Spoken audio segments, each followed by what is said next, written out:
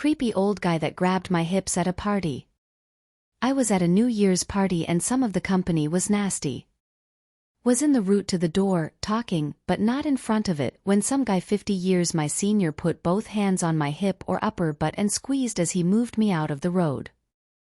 I felt pretty violated. But I whispered to my BF as we were walking out of the party later. He noticed the guy had gone into the bathroom, so he turned all the lights off. We heard the guy shit in darkness.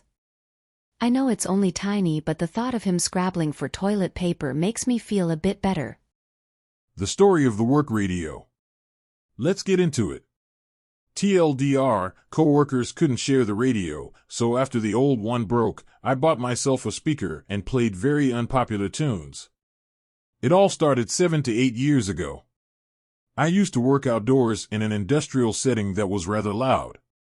I worked by myself on a little island, and there were 2 teams that worked nearby on a set of concrete slabs. Between all of us was one communal radio. The issue began with the diversity of the employees. There really wasn't any common ground when it came to music choice. Eventually we developed days where each of us would get a turn choosing the music that was enjoyed by the surrounding workers. It was going great until one day, it was my day to choose the music, and being the nice, considerate person I am, had made a playlist on my phone that contained music from everyone's listening preferences. I thought it was a genius move, and figured this would at least provide us all with satisfaction and be able to enjoy listening to music that everyone can enjoy. Or so I thought. Working this job, I had to hop in and out of forklifts to move pallets occasionally, typically 3 to 4 times a day for 30 minutes at a time. While doing so, my phone was kept at my desk so as not to interfere with the music. So this day I hopped in the forklift, humming to some music I had stuck in my head. I finished running pallets back and forth, hopped out of the forklift and began working the next set of pallets until I noticed the same genre of music had been playing for 15 to 20 minutes. I looked at my phone and noticed the music was paused and definitely stopped on a song that was not playing. I thought to myself, that's odd, maybe the phone randomly disconnected or something, so I adjusted the radio back to Bluetooth and went about my business. Next forklift trip comes and goes, and again the music has changed. At this point I know someone is messing with the radio, so I flipped it back to Bluetooth and started playing music that I know everyone around me isn't a fan of, but I love. Why be the nice guy when it's not appreciated? This goes on for weeks. I play my choice of music, and every time I get in the forklift it changes. I just change it back every time I get out, even though some people start hooting and hollering at me. Oh well, I'm here to work, not make friends. Eventually, the radio dies as it was old and exposed to the elements sometimes. We go a week without a radio and I get an idea. Nobody wanted to put up for a communal radio as it was clear people couldn't agree on sharing. Remember folks, sharing is caring. I decided to take some money from my next paycheck, buy a nice big Bluetooth speaker, and posted it at my workstation. Everyone thought it was so cool, how nice of me to bring it in, and the smile on my face kept getting bigger and bigger. They didn't realize that I wasn't going to be sharing this speaker. They came up with a schedule, proposed it to me, and watched me rip it up in front of them. Instead, they had to endure weeks of me blasting Kentucky bluegrass and old country music, whichever I saw fit. The tension in the workplace could be cut with a knife. They knew I was doing it to spite them, and there was nothing they could do about it. Took them a month of trying to hide my speaker, trying to bully me into letting them use it, before they went out and bought a radio from Walmart. Unlucky for them, my speaker was still louder. I never said it was my truck. I live in a city, and to save money I don't own a car. Sometimes it's inconvenient, but mostly the subway and buses get me where I need to go. For groceries, there's a big grocery chain just a few blocks away. So, I'm leaving the grocery one day, a bag in my arm and another in a small backpack. I'm walking through the parking lot on the way home, and this lady steps out in front of me and starts yelling that I parked my truck too close to her car. I look next to her, and this little orange hatchback is parked with the driver's side right up against the white line. Next to it is a large white pickup with its passenger side also right up against the white line. Each vehicle was within its proper spot but with little more than the width of the line painted on the pavement separating them. As I'm looking at the situation and trying to figure out what's going on, this woman is yelling at me, calling me a short little shit and demanding I move my truck. Now I know I'm short, I've been teased about it enough. No big deal. I'm also aware when some bully is having a tough day and wants to abuse someone, they don't tend to challenge the biggest dude around. They pick someone who looks easier to abuse. Still, every now and then I don't have the patience for such nonsense. I decided to push back. I know it wasn't my truck, but I wasn't going to tell her that. So I said I'll park however I like and I'm not moving that truck.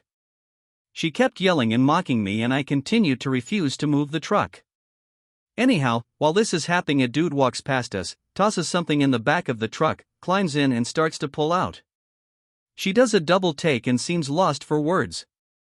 As the truck pulls away I say I never said it was my truck.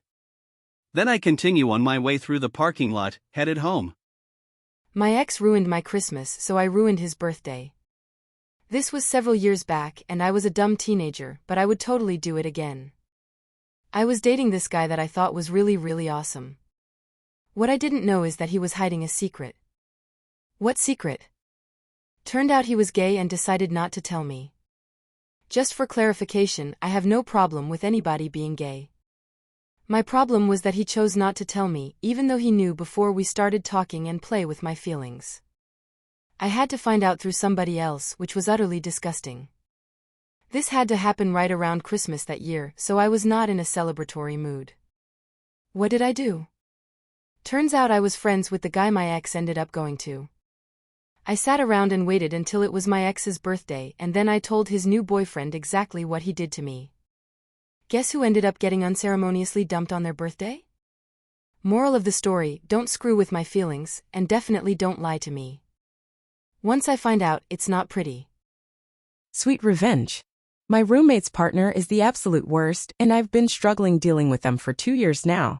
They're almost never at their own home and instead just stay at ours for months at a time. The worst parts are that they never clean up after themselves and act like the flat is theirs constantly. The first birthday I lived here, they snuck into my room and then tried to kick me out. Without my roommate's permission, cause they didn't like what they found there. The other day they were shouting at their roommate about me walking around the flat in a very skimpy bra. I'd literally run into the kitchen to grab a clean shirt from the drying rack. After spending every day for the last few months picking up and cleaning their dirty dishes, literally having to pull wrappers out of half-eaten food, and throwing away trash they've just dropped on the floor or counters and left, I talked to my roommate and said if her partner is going to stay here this long then they have to contribute to cleaning up the flat, or at least clean up after themselves. Then I went out for the day.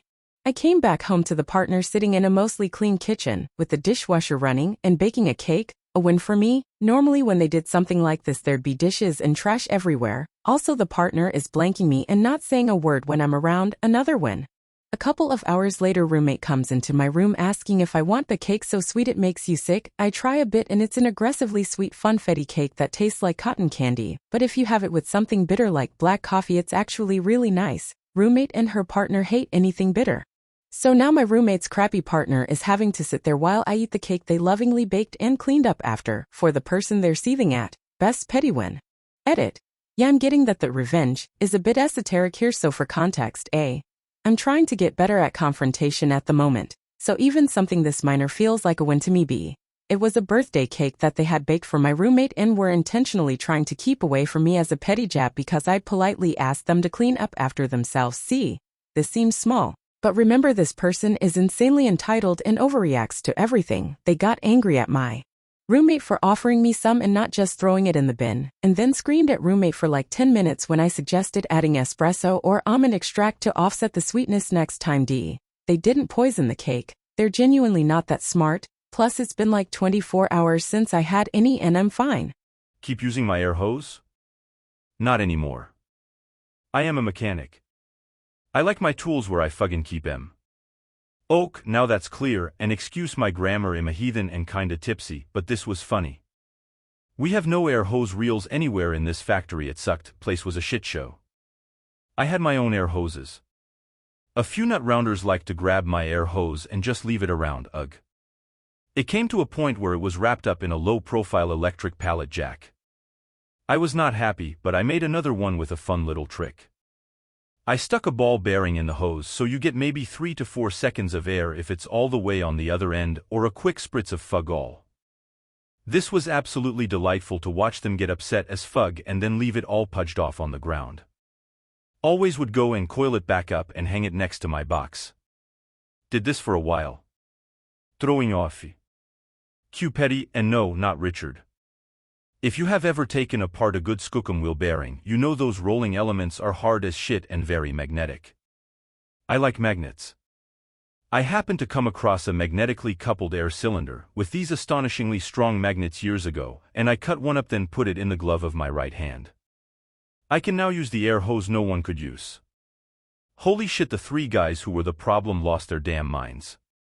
I thought it was funny, and they actually did learn tool accountability from that lesson. Old guys knew what was up but kept quiet. My teenage self took petty revenge on a work placement bully. When I was 16, I took place in a 2-week work placement scheme at a beauty salon. The bully in question was an adult woman, we will call Karen, who instead of providing opportunities to learn about the beauty industry, instructed me to deep clean the salon and take appointments. I figured you have to start somewhere, and while I was disappointed, I was young and keen and did as I was asked. The problem was that Karen would exclude me from staff breaks and regularly cut my lunch hour to 20 minutes, just as I was leaving to get lunch. I also heard her twice doing an impression of me to the other staff members. I would go home crying and blaming myself. On my last day, someone canceled their appointment with Karen at the last minute. They were supposed to be getting a haircut and dye, which took approx 2 hours. Better still, the appointment had been booked towards the end of the day. The salon would stay open past closing time for regular customers. I decided not to tell Karen. I sat at the desk and watched as she became more and more frustrated by the lateness of her appointment, pacing up and down in frustration like a caged beast and cursing the client. She was still spitting venom as I left, and I went home feeling pretty good about myself for the first time in 2 weeks. A girl tried to frame my friend, so he turned the barrel against her. I have an Indian friend, Raj, 27, male. Before moving to the US, he had a group of friends and they went on a trip together, along with 2 other friends and a couple, Mary and John, NRN. Mary, Hindu, was from a very conservative family who could not marry or date outside her religion and caste, and John was a Christian and had many registered cases of assault against him. Her family saw the photo we took on that trip and were furious, but they didn't know who she was in a relationship with. She lied and said Raj's name. Her family did a background check on Raj and liked him a lot. Raj went along with it as Mary said she'll tell them the truth soon. A few days passed and Mary's cousin sister called Raj and alerted him that Mary was planning to run away with John, and Mary's parents would think she ran away with Raj and they would come after him. So he immediately collected everything he had on her, Mary and John's pictures, Mary's past relationship, etc., in a pen drive, and went to Mary's house and showed them everything and told them how she planning to run away and frame him. He cut off all communications with them and didn't even know what happened after he dropped that grenade. Edit. I want to address some questions from the comments. When I said assault charges, I meant he was arrested for assaulting, not Mary, as far as Raj told me, and fights and granted bail. I honestly didn't imagine that the situation for Raj could have been so much worse, and I believe neither did he. After reading the comments here, it looks like Raj's life could have been in trouble. Edit 2. People worried about Mary's safety. After reading all the comments, I showed this post to Raj. We work together. I asked him what happened to Mary, and he told me the last thing he knows is that she got married to John a little while after. Mary's family allowed her to get married to save them from the embarrassment in their community, and John converted to Hindu in order to do so. Edit 3. This all happened very quickly, almost within a day. Mary asked her cousin for some cash and had to tell the cousin why she wanted that cash. Mary's cousin said not to do so and she refused to give her the cash, but Mary was fixated. Mary's cousin realized what this would mean for Raj. Mary's cousin contacted Raj through someone almost immediately and told him everything to give him a heads up for what's coming. Raj had to act quickly before Mary could execute her plan, and within an hour after getting the call from the cousin, he went to her parents. Dad made a mistake 17 years ago. Mom still won't let it go. This is so funny, and I heard this story from Mom at least 20 times. Never gets old. For context, we are a Muslim family, quite the conservative one and coming from a very conservative village. Modesty is very strictly practiced by us and clear boundary is put between men and women. Flirting is heavily frowned upon. This took place in Saudi Arabia, which was also a super strictly conservative country at that time. To the story, Mom and Dad had my sister, me, and my younger brother, 5, 3, and 2 respectively. At that time, my mom was also heavily pregnant plus had a tumor in her left leg. We all were at a mall shopping. Mom, due to her tumor and pregnancy, was walking like a seal, her own description, as if she was tripping over herself. Meanwhile, at a mall full of women dressed in black, head to toe, even faces covered, one woman stood out. She came walking from the opposite side, slowly getting closer to us. She had her abaya unbuttoned or unzipped, she wore under it a legging that defined her legs, wore stilettos that made loud clicking sounds as she took each step, her hands nicely decorated with bracelets that created their own nice melodies. She really stood out. Not shaming anyone here. Dad suddenly started singing a song in Arabic that translates to, "She walks like a deer, the walk of a maiden." Which, considering my mom's condition, was definitely not directed to my mom. Mom stopped and turned to him exclaiming, "Excuse me." And Dad immediately got defensive, it just slipped out. "Mom, that means it was exactly what you were thinking." Dad acts like the victim and tells Mom he's never taking her to the mall again. Mom, obviously mad, tells him he sounds ridiculous because he's the one flirting with woman while his kids and pregnant wife walked right beside him and then vows to let the whole world know. A few days later we traveled back to our home country. As I said, we come from a village and word travels fast. Mom told everyone, again I repeat, flirting is considered really rude and is heavily frowned upon in our society at that time, and for the next 2 months, whoever saw my dad would start singing "She walks like a deer, the walk of a maiden." Dad was embarrassed and humiliated as heck. We moved back to Saudi Arabia. My dad was friends with his coworkers and their wives were friends with my mom. Mom told them 2 months ago. And proceeds to narrate the story. The wives went home and told their husbands. The next day, Dad goes to work and the moment he opens the door his coworkers sing "She walks like a deer, the walk of a maiden." Dad immediately calls Mom, "Please stop telling everyone," and Mom vows again she'll humiliate him over it. 17 years later. Every time she meets someone new this story is a must-say. Might not sound like much, but in our society this is actually pretty humiliating for my dad. Very funny for us though, never get old. Edit, Dad laughs about this now. He's completely over it. He's the kind of person to wear his heart on his sleeve, so I can confidently say it doesn't affect him. Thanks though for everyone who's concerned and thought it's abusive or that my parents hate each other. They don't, and they have a very healthy relationship. Edit 2. Once again, I want to stress this is not something that's affecting their relationship. We live in quite a small house. When my parents argue, I can hear it even when they're whispering so no one hears them. They communicate pretty well and Mom doesn't use this method, mentioning past mistakes, to manipulate Dad or bring him down, nor does Dad. This is really just something we laugh about every now and then. Edit 3. Blew up for all the wrong reasons, but here's the song for those who asked. It's really old, though the quality is trash. Link to the song in video description. The part my dad sang starts at 2:30. Edit 4. God. Okay, a lot see this as abusive. I see where you guys are coming from, but at the same time I don't. Maybe because I'm under the influence of this culture that I can't see what's wrong. Or maybe I didn't deliver this right with my words, so you guys are misunderstanding. Either way, I'll be putting my phone away for now and we'll be back to read the comments with fresh mind later so I can think rationally about this. Clean up after your fireworks display. Last night neighbors from the next street over came outside my flat as it's the highest point in the area and had themselves a firework party at midnight. Wasn't impressed with it as it was too loud for my pet, but they weren't breaking the law so couldn't stop them. Trouble is they finished after 20 minutes and went home leaving all their rubbish behind. I left it to midday then went outside and picked up all their rubbish which filled a bin bag. I figured they wouldn't do it so I would.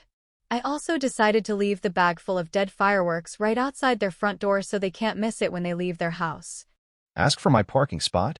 I'll stay here a while longer. I was driving down a busy road at 9 p.m. and needed to pull over to fix my car's Bluetooth. There is a tiny space at the end of a line of parked cars, so I pull over there. A white box outlines the area to park. I start to fix my Bluetooth and a minute later a man comes to my window and knocks. As I roll it down he says, "Can I park where you're parking?" I stare at him and say, "No. I'm parked here." The guy huffs and said he's going to the pub and then states that my tires are on the white line. When I tell him that the space isn't that big, he says, "Oh, I assure you, my car will fit." Right? But I'm parked here. He then starts saying that I'll get a ticket and that he needs to park in my spot. I replied, "I'll take that risk," and rolled up my window. This guy goes back to his car and sits there, waiting for me to move, but I'm not about to let him have it after being so entitled. I got out my car, smiled at him, and then walked to the local takeaway and had a lovely sit-in meal by the window and in full view of both of our cars. He waited 30 minutes before angrily revving his engine and speeding off. I later saw he parked on some double yellow lines. Oh, I do hope he got a ticket. TLDR guy insists I should give up my parking spot. When I say no, he waits behind my car for me to leave. Instead of staying the 5 minutes I needed, I went and had dinner instead. He wasted 30 minutes of his time before leaving annoyed and parked in a spot he would likely get ticketed, hopefully. Tiny petty workplace revenge. No idea what to actually title this, but meh. Anyways, I used to have a retail job in a kid's shop that sells things like fidgets, slime, stationery, and school supplies. While there, another staff member was just a pain and a bully. She's the reason most of the staff quit. That and upper management's refusal to do anything. Despite working in the store she can't stand loud noise or big mess. I now work in a women's fashion store that's immediately across from the other store. Anytime a family comes in and the kids get a little restless, I tell Dad to take the kids over to the other store. They've got lots of cool stuff for the kids to play with. It's actually encouraged. If it's opened, you can play with it. I have caught her CBF a few times after the family returns to my store where Mum has had a lovely peaceful shopping experience, and the bully has to deal with the screaming, running, and mess the kids leave. It's small and petty, but I love it. Storefront parking. Nothing crazy here, but I let myself be petty in celebration of the new year today. If you are the driver affected, I still love y'all overall, but for real stop taking our store's spots, homie. Pretext: I work at a small shop with 3 spaces in front of our storefront window. The third is halfway between us and a medical building, with the majority of people being low mobility due to the need of the medical building, and so I think of that as theirs and don't get frustrated if someone is in it, as, again, it's usually a low mobility patient who is going next door. No hard feelings, just sadness. They have to go for a few hours 3 to 4 times a week to stay alive. It's the other side that is the issue. On our other side, we have a pizza store that does delivery in shop and therefore has delivery drivers. I have about 3 years delivery experience between pizza and Jimmy John's, so I get the desire to park close. However, they continually park in front of my store. When the store owner has asked them in the past to have them park in the lot, dozens of empty spaces at any given time, or in front of their own store, they were told that the drivers would be in the spots intended for their customers. Gasp. But that is the entire point and issue, ma'am. They are taking our customer's spot. As a previous driver, I will hands down say I have parked illegally many times when delivering, or if I know I'm picking up 3 orders and flying straight back out the door, idling in front of an apartment with 0 spaces and running in real fast to drop off, etc. However, this is happening the entire day, with 30 to 60 plus minutes between delivery. The petty. Today my partner was visiting me at work and I saw the delivery driver getting ready to go on a delivery. Clearly the only option to seeing this was going, "Hey! Do me a favor and go grab my keys and move my car to there." and having my partner take that spot and make my New Year's resolution. Arrive to work 20 minutes early daily just to park there before any delivery drivers can get to it. Nothing compared to many in here, but made the store owner laugh when I told him what I was doing, and hopefully a touch of light-hearted petty will make y'all laugh too. I want to clarify the lot spots are not much further, but my store also has a lot of low mobility regulars who come in for pain management things, so the 10 extra steps to them is a lot different than for the young delivery drivers who all park in our spot. Mostly surprised they didn't come in and ask me about it, because odds are they recognize my car, and they know full well our store hours and that I had to move my car to randomly have been there when they got back from a delivery over an hour after our store sign came on. If you are reading this and know it's about your store, feel free to tell the GM so she can text me and laugh about my petty move together and maybe open this conversation back up. Want me to mend your clothes? You want me to mend your clothes after bickering all night? Okay, so, husband and I both came home last night tired and very cranky. It was just one of those days. Unfortunately, this led to bickering, and before we knew it we were in a full-blown petty argument over all the stupid small stuff that we find irritating about each other. You know, the kind of stuff that is usually not even worth fighting about. Anyway, of course we fixed it after a good night's sleep and just both of us taking some time to ourselves to cool down. Now I always take a bit longer to cool down than husband, and he knows this, but sometimes likes to check in with me a little too early, while I'm still working through my emotions. Today he messages me while he's at work saying he's sorry about last night, but could I pretty please repair one of the pockets on his favorite jacket? I say sure and nothing more, and then he follows up with, take your time, don't do it if you're still pissed, which actually irritates me even more. So, I finished the repairs on his torn pocket, but also got it in my head to sneakily sew the other one of the pockets closed, in such a way that he won't really notice unless he actively tries to stick his hand in it. I also went and sewed the wrist hole shut on a completely different sweater, because I was feeling extra petty. He has yet to come home from work and see what I've done.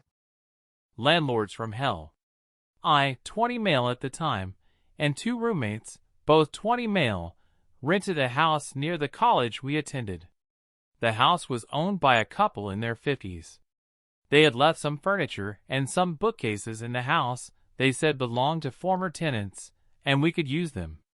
When we moved in, we had no idea how nuts these people were, but we stayed for nearly 4 years. Now, we were 3 dudes in college. Of course, we left our mark in that house. However, we all grew up with excellent parents who taught us responsibility, and we made sure to deep clean the hell out of the place for 3 straight days. We then hired a carpet cleaning company to professionally clean the carpets. It was spotless. We also tossed a few of the leftover furniture because over time it had busted or been worn to shit. But other than maybe some paint, a pair of blinds, a broken sprinkler head, and oil stains on the garage floor, it looked like it did when we moved in.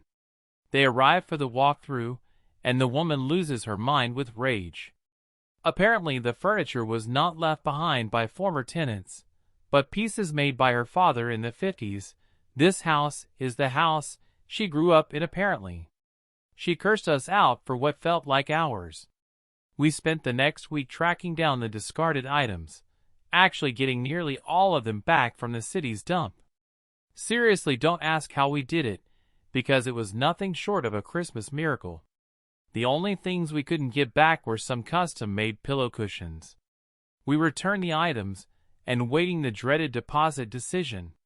After 30 days pass, we reach out to find out how much of the deposit we will be getting back. The man says he's still fixing things up around the house, and will get back to us soon. Another 30 days pass. Ask again. He says it's taking longer because he's doing it all himself, but he'll get to it. Another 30 days pass. Says he's almost done. At this point, one of our parents tells us the window for this is closed. He owes us our full deposit and to take them to small claims court, so they couldn't string us along any further. They show up. Only, they're putting on a show. These 2 very healthy, Very capable people walk into court like they're on their last legs. The man uses a cane and now has to hunch to walk. The woman uses a walker she doesn't need, and her voice quivers as she talks to the judge. The acting display they put on was actually incredible. We sued them for our $1,800 deposit. They countersued us for $10,000 in damages. They claimed we destroyed the home and basically had to replace floors and walls and fixtures that were never damaged. Also, part of it is $900 for the cushions we threw out. The judge buys all of it, leering at us, telling us how irresponsible we are, even before we get to present our side or evidence, and how sorry he is for the couple that they have to go through this. We win our $1,800, but only because it's literally the law, but we're also ordered to pay them the full $10K. Yikes. Thinking we're screwed, we wise up and go get a lawyer who appeals the decision. We roll up into court with our badass lawyer, and they, thinking it would just be us again, arrive lawyerless with only their old and feeble charade. Our lawyer tears them apart. This new judge isn't buying their nonsense this time. Keeps calling them out on their inconsistencies and lies. Appeals decision comes back. We still get our full deposit back, and we only owe them $263 in damages. When we go to pay our side of the judgment to them, our lawyer tells us not to pay them at all. To get their money, they'd have to sue us again for not paying, and would spend way more than $263. After receiving their check for our deposit, we take some of the money, purchase the typed-out court transcripts of them getting shredded in a courtroom, put them in an envelope, and mail it over to them with a note that reads, "Thanks for the memories." Sending all the worst clients to former employee. I have a tiny salon and over the years tried hiring. My first employee I had to fire after 4 months because it was not working out. We remained friends beyond her employment for a while. My next employee was PT and switched careers, and we remained friends. We knew it was temporary as she was in college for something else. And the third was FT and was with me for a year. Anyone I hired I got to know first really well, or so I thought. The FT stylist I had only had experience with blowouts, and we had communicated for a year plus on IG before she came to work with me. I treated her as a friend and equal, although she was not. I paid her very, very well, a pay structure not common in my industry. Most bosses are out for themselves. But no, I broke even in the pay structure I had, as I am not greedy. I paid her to attend classes and sent her to celeb classes, as well as blocked out a day and took paying clients as models, so lost cash to train her on haircuts as she came to me with zero confidence and every haircut she was doing was lopsided. Well, I feel proud in my ability to have been such a great mentor, right? Because in just a year later, on my birthday week, she planned her out. A backstabbing, a betrayal. She treated me like as if I was the typical horrible bosses out there, when I have always made it a point I'm not them. Every meeting I would bring up how she feels she wants to be independent and that I would help her when she feels the time comes. So instead she waited until my birthday to have a hissy fit as her way to quit and be out, but not before stupidly slandering me to my stylist friends who know me better. Come to have found out she was plotting, she stole client info from my booking system, and her one client approached her to fund her opening a salon a block away. While also pretending to be my friend, and gave me a birthday gift right before. Saw it all on my security cameras when that came out. Was when I thought to look as I don't helicopter the security system. One new client she never even met even told me she reached out to her and was pissed about her drama. Like, yikes, so unprofessional. Her salon opens tomorrow. This weekend I had a weird guy reach out to me and hasn't stopped texting about a house call, which I don't offer. But like bizarre things like asking about the capes I use and if he could come be Santa at my salon in December. Weird shit. I may have forwarded her number to him. That's my plan. Forward her all the worst and weirdest clients I find. But also, should I show up to her grand opening tomorrow with the birthday gift she gave me, broken in a wrapped box, and be like, "OMG, I'm so happy for you. Congrats." To rattle her? Bananas duct taped to coworker's desk. Right after college I worked in the marketing department for an NBA team, and one of the team's secretaries was an obnoxious middle-aged woman, and she would sit at her desk in the lobby all day and stuff her face with snacks from the break room and was generally unpleasant to all our coworkers. Sometimes I would find my lunch that I kept in the employee fridge half-eaten or things missing from it. One day I walked into the break room and saw her swapping her unripe green banana for my ripe banana I had packed for lunch. I never mentioned it to her and did this instead. Over the next couple weeks I would bring about 10 extra bananas into work with me, and I would duct tape them to the bottom of her desk. After about 3 weeks her area and the entire lobby started to really smell bad from the rotting bananas. She had no idea what the smell was, and it drove her absolutely insane. She would have the maintenance guys come and check the air vents, insisting something died in them. She even freaked out at the janitor, saying he didn't do a good enough job cleaning. I worked for the team for about 6 months after I placed the bananas, and she never figured it out. Fast forward 2 years and I ran into my former supervisor from the team at a bar. We were talking and he told me that a few months after I left the janitor found a bunch of bananas under this secretary's desk. I filled him in on my little scheme and we had a great laugh. The next day I sent him a picture of me with a banana in my hand. He framed it and put it in the break room, and it still hangs there to this day. I got revenge from my class teacher because he spread rumors about me. I was 16 female at that time. My class teacher is 28M. I had 3 boys in my friend group. I am the only girl. So I had every information about what are they going to do, what will they do in the future, and what are they currently doing. I was the first one our teacher questions after any bratty thing they do. So my friends confronted him and told him not to question me every time after they've done anything. Because I don't know anything about what they do. I was always standing alone with all the boys and our male class teacher when something happened.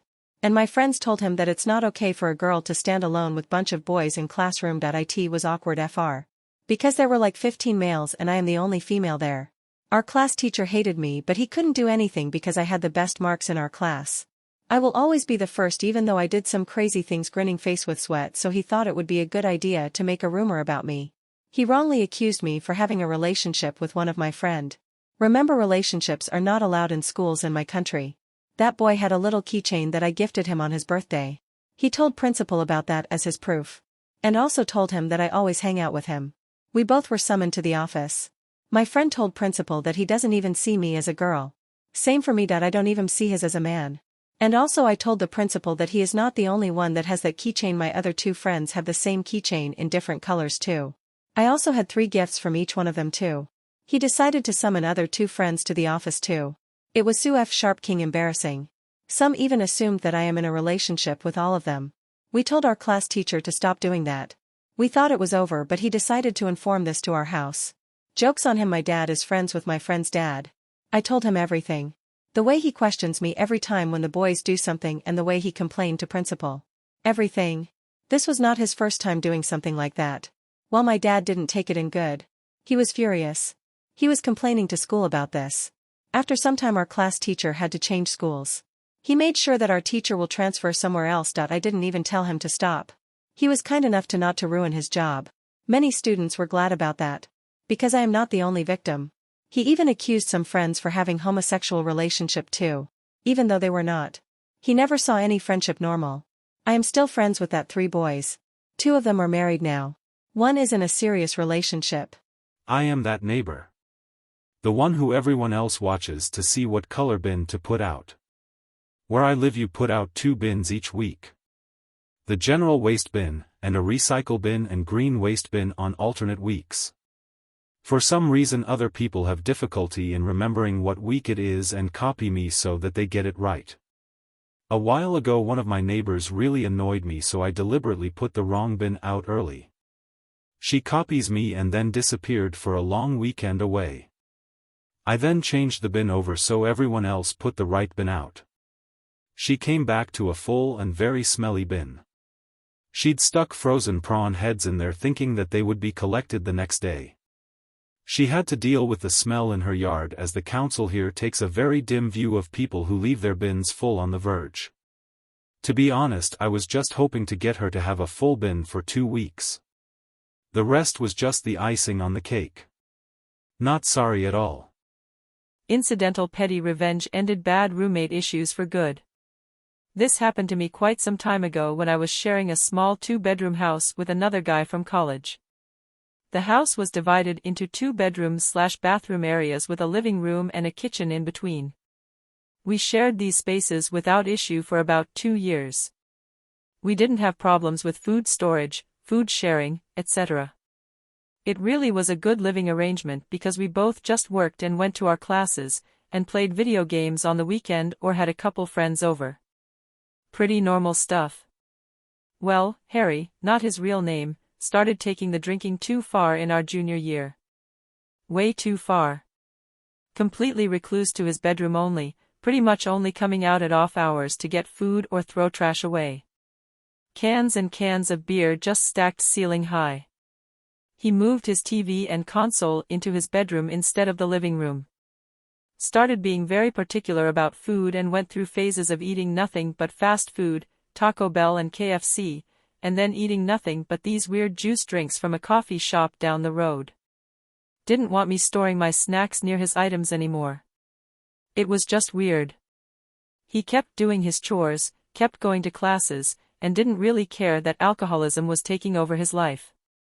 We, my friends and I, had a lot of conversations with him. His parents came down and saw him, his advisor got involved. Nobody really took it seriously because he was still working, still passing classes, still showing up. So we just tried to take care of him the way we could at home, stopped bringing alcohol over from friends, etc. Kept help information out on the tables, etc. Here's where the issue started really affecting me directly eventually. So his weird food thing then turned into taking all of my own food. I was really pissed about it because we had been living issue-free around this topic and he clearly had no issue buying his own stuff.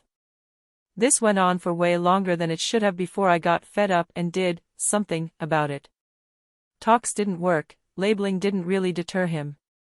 I ended up keeping my non-perishables in my room and only kept things I planned on eating day of in the fridge or freezer.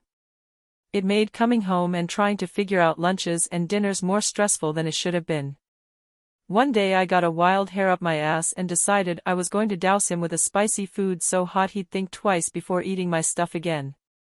He without fail would steal any Asian/noodle anything I had in the fridge or freezer, so one day I bought some fresh shrimp and decided I would make extra spicy noodles for him to steal. I made my dinner that night and ate it, fried shrimp and some noodles/veg, and then made a second portion of the shrimp and noodles, but made the noodles sauce very spicy with a little bit of pepper extract and pepper oil. Here's the funny part.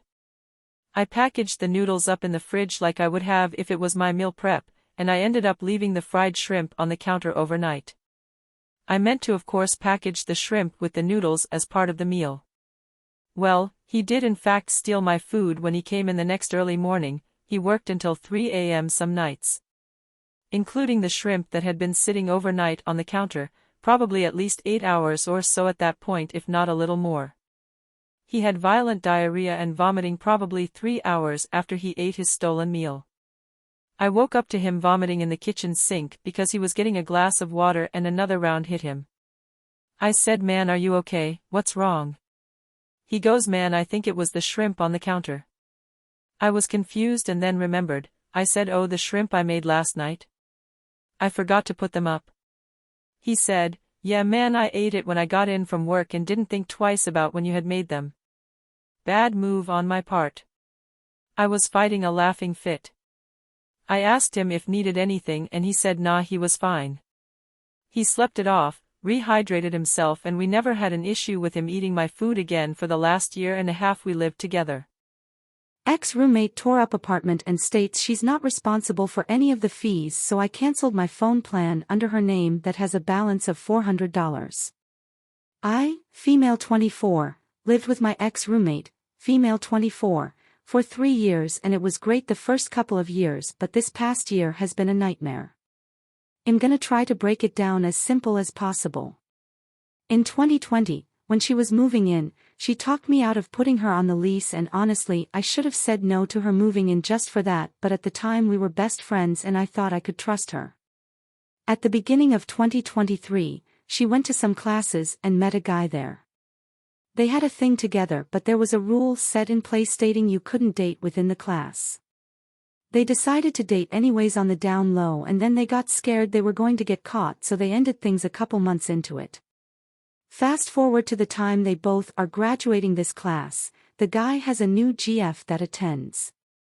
My ex-roommate is infuriated by this and kept saying he was doing it to get at her. When really, he just got a new GF and she couldn't cope with that. Fast forward a little bit more and my ex-roommate and this guy continued to hang out behind his GFs back to the point where they were drinking together one night at a bar, and on the way home, he got pulled over and got a DUI. This is where it starts affecting me because she owed me rent right around the time this was going down. And instead of giving me rent, she spent $1,000 bailing him out so his GF wouldn't find out. When I confronted her about not paying rent, she said I was just throwing her mistakes back in her face, and she never ended up paying me back for rent. Then she got in a wreck at some point and still owed quite a bit on her totaled car. She had gap insurance, but it was taking a while to go through. Instead of waiting, she decided to get into another car payment before the insurance company paid off her other car, so she was paying on both cars and still struggling to pay me rent. I said something about that and she complained about how she needs a car, and I suggested asking her dad to use his since her dad works from home and uses her mom's car most of the time anyways. She got really mad over this and flipped out about how I think she's privileged or whatever.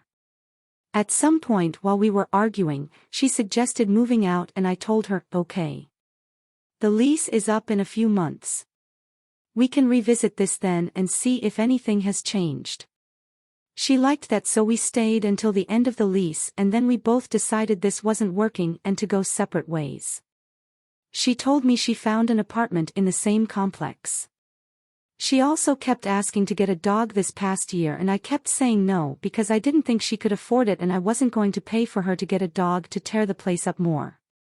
A couple days before her move-out date, she posted on her Snapchat story that she got a dog and didn't even tell me that she had this giant pit bull in the middle of our tiny apartment when I went to move some more of my stuff out. That infuriated me because she really couldn't wait 2 more days or warn me about the dog. I told her what all we needed to replace to get my deposit back, to which she replied over and over again, "That's what the security deposit is for." Since she moved in, she ruined all of the blinds somehow, broke my bedroom window, breaking in a couple of times when she locked herself out, tore up the kitchen floor and entry floor moving the dryer in, tore up the washroom door because it was in the way, poked several holes in the walls hanging things, and so much more. When she finally moved out, I went to clean the place up a bit and spent 4 hours alone cleaning trash out of her room and cleaning out the fridge that she left packed full of gross food. I also spent a whole day scrubbing the tub which she left full of gunk, and scrubbing all of the other surfaces. I say she alone because it was getting so hard to live with her that I basically stayed with my BF most of this past year. So I was going to put all of this behind me and move on, but I got a bill in the mail from our old apartment for $1,776.08 and my security deposit covered $820, so I texted her yesterday and said, "They sent me a bill for $956.08.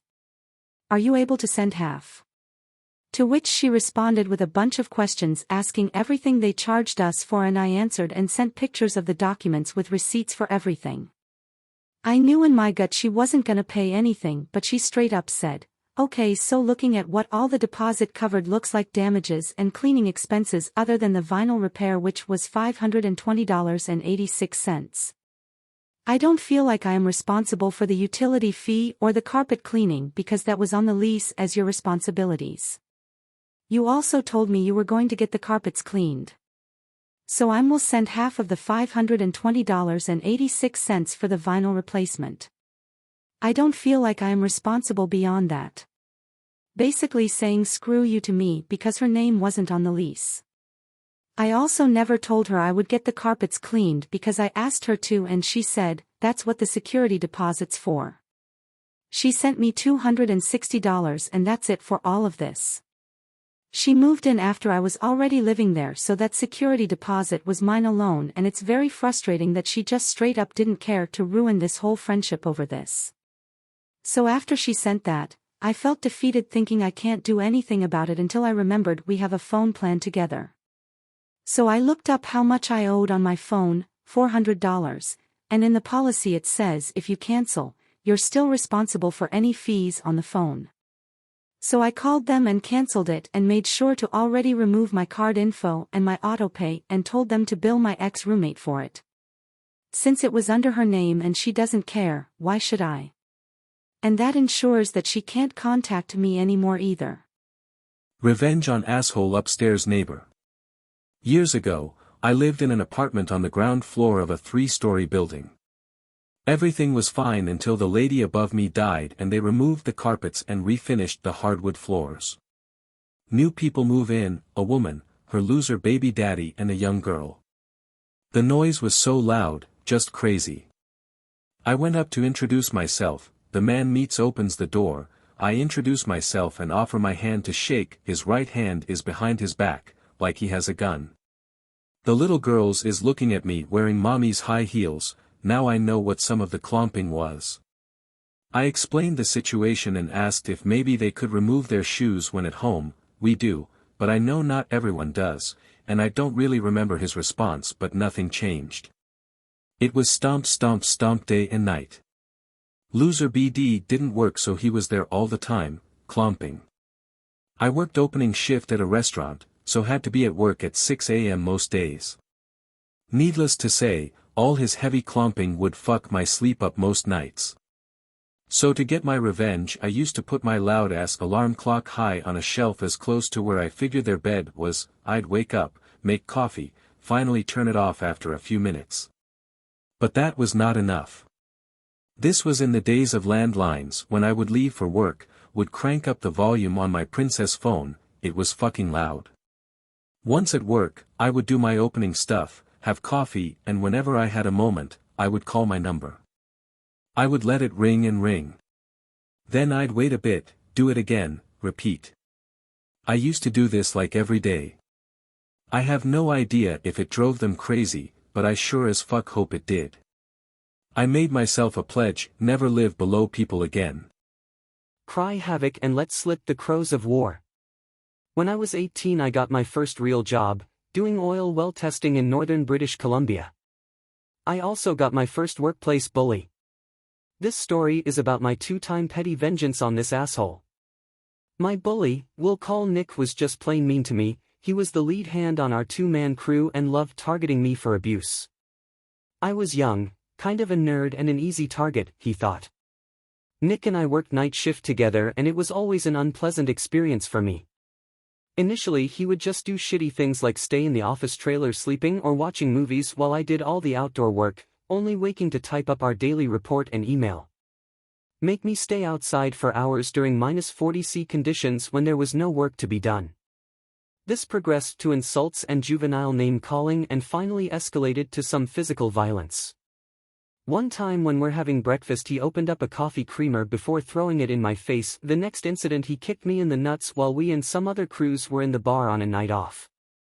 I complained to the office about the physical assaults but my overall boss didn't take me seriously. Nick said you hit him first. I don't know who to believe, was his response. It all came to a head one day when we were driving from our hotel out to our work site. As I hopped in the truck to go to work, I noticed Nick's lunch bag down on the ground of the passenger side where I was going to sit. I moved his lunch bag as I climbed into the vehicle. Nick then grabbed his lunch kit and tossed it back at my feet, screaming at me to never touch my fucking stuff. Taken completely aback by his shouting, I stayed quiet. When we were about 10 kilometers down the road, I nonchalantly rolled down my window before hurling his lunch bag out the window onto the highway. Nick was immediately irate about what I had done. He slammed on the brakes, stopping the truck on the side of the highway. Shouting threats and screaming at me to get the fuck out of his truck, he proceeded to get out and make his way to the passenger side, clearly intent on harming me. I wasn't having it, so I simply locked him out of his own vehicle. Red in the face, screaming obscenities and realizing he was now locked out, I started to laugh before shimmying over to the driver's seat and turning around, heading back to the hotel. I left Nick on the side of the highway to hike back to town. Petty revenge number 1 successful. I called up my boss on the way back, let him know what went down and told him I quit if he wouldn't move me to another crew. He agreed, eventually telling Nick and I to stay away from each other, informing us we'd both be fired if we had another incident. Fine by me, I was just happy to be employed and rid of him. A few weeks later, myself and my new coworker were heading back to town from site. We pulled up to the hotel and I got out, grabbing the trash bags we had hauled back from work to dispose of. Making my way to the dumpster with 2 bags in hand, I noticed Nick's truck was parked in the lot. So instead of using the dumpster, I hucked the trash bags into the box of his truck. Foreseeing what would happen, I chuckled before returning to my hotel room. Now northern British Columbia has these enormous crows everywhere and they get into everything they can. They're relentless, just like seagulls, and our hotel seemed to have an abundance of them. As expected, a murder of crows eventually descend on his truck, ripping open the bags of trash and spreading it all over the box of his truck. They also landed everywhere on his vehicle, covering it with shit and scratches. I got to watch all the carnage from my hotel room. I also got to witness Nick discovering this horde of crows making a mess out of his precious F-250. Laughing, I watched him clean up the mess. I ended up leaving that job and never faced any backlash from my weaponization of the local fauna. Dressed overly casual at a designer store so that the rude sales rep wouldn't get commission. I don't typically buy a lot of designer clothing, but when I do go shopping, I dress pretty casually. Last week I was strolling through the mall and there was designer backpack on display that caught my attention. I went inside the store, wearing a hoodie and ripped jeans, and went to inquire about the price of the backpack. I waited around for 10 minutes for someone to help me until I decided to go up to one of the sales representatives myself. She told me to wait because she was helping another customer, so I sat down and waited. I saw her in the corner of the store just standing, not doing anything. I decided to wait another 5 minutes for her to come back, but she never did. I walked back up to her and told her I wanted to inquire about the backpack. I asked her if she could bring one from the back room so I could take a closer look at it. She told me that she wouldn't be able to do that unless I was planning on purchasing the item. She seemed annoyed with my request. Before I could say anything else, she quickly walked away to help another customer. I'm quite young, 25F, and I could tell she didn't think I was serious about purchasing it and didn't want to waste her time. I would have actually purchased it then and there if she hadn't been so dismissive. A few days later, I went back into the store.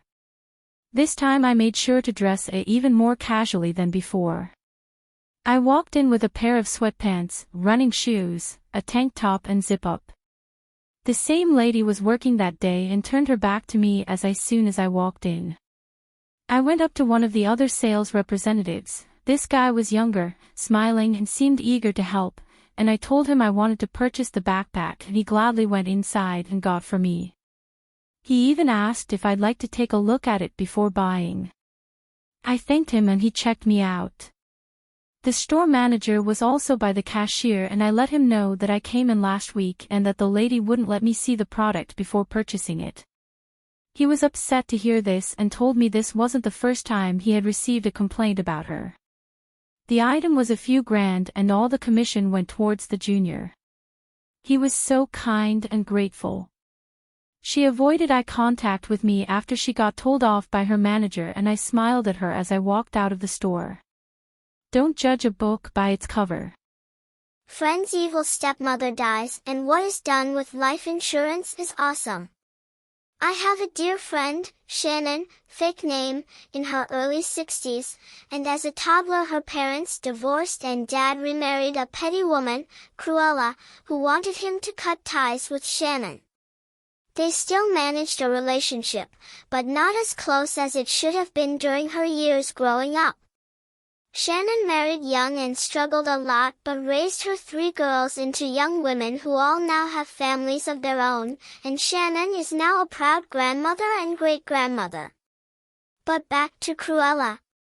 When Shannon was still in her 20s and had left her first husband, a cheater and criminal, for her own sanity and the safety of her and her daughters, her dad had told her to come home and he'd help her with a place to stay.